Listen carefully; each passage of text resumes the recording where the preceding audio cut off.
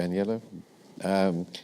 Social media, and I'd like to, what do you feel about this issue? Yeah, two things. One, I think one of the disturbing pieces of data that we looked at was how fake news travels more quickly in social media than not fake news. And that's not only because of bots. I mean, that's just people clicking on things that look interesting and sharing it in their networks.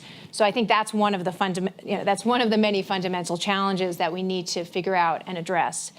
But one other angle I'd like to take on social media is, while it keeps people up to date and informed and like nothing else, it's not a substitute for genuine political engagement. And I think we've had an element where people feel like, I've clicked like on Facebook, I've shared an article, and now I've taken my stand in politics.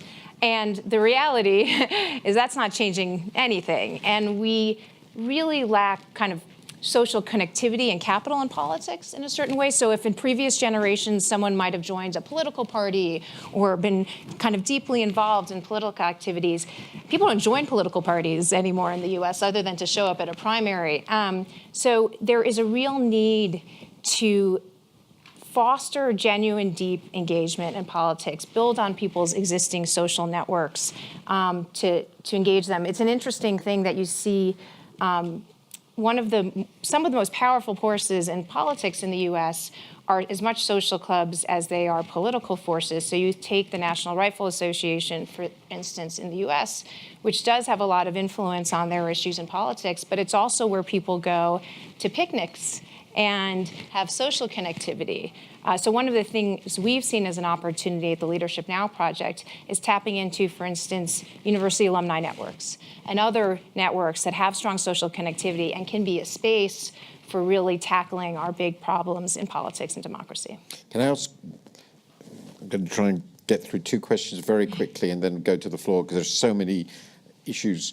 But there's a very specific issue which I think any of you can comment on, but I think not all, which is very relevant here, which is the role of business in politics. Mm-hmm.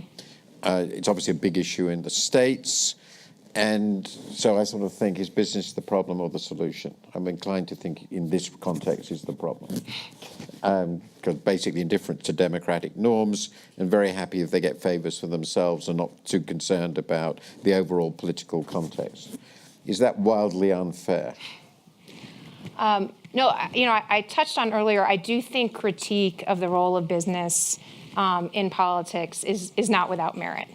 But I'd like to distinguish that in a couple of ways.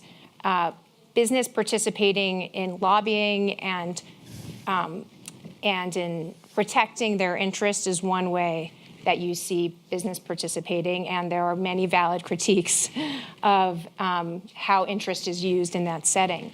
But the reality is that we have a whole, I would argue, generation of entrepreneurs and innovators and people in the business community who haven't participated, who have been on the sidelines. And so if we're to suggest everyone in business is equivalent to a kind of narrow interest play in politics, I think we're going to lose a lot of opportunity to bring people into the process and be part of kind of renewing our democracy, defining what's kind of democracy 2.0 that we could have had as part of the solution, as opposed to sitting on the sidelines. Can I just now turn to